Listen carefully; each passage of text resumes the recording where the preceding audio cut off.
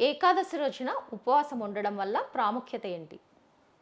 ఈ ఏకాదశి వ్రతం చేసే వాళ్ళందరూ ఈ వైకుంఠ ఏకాదశే కాదండి. సంవత్సరంలో వచ్చే 12 నెలల్లో వచ్చే 24 ఏకాదశుల్లోనూ ఉపవాసం ఉంటారు.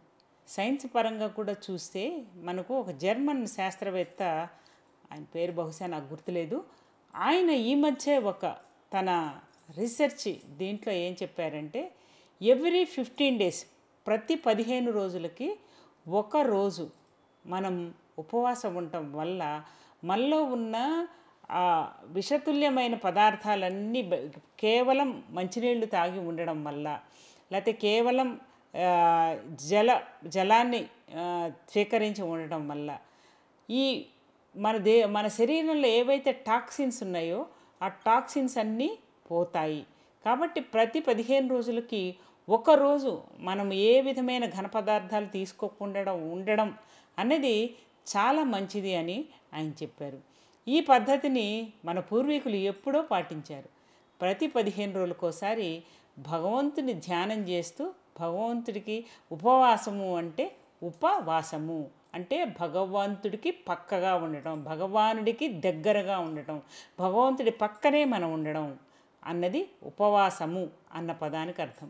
కాబట్టి ఆ రోజు మనం తినకూడదు అంటే నానా రకాలు తినేసి అన్నం ఒక్కటి తినకుండా ఉండడం అన్నది ఉపవాసం కాదు.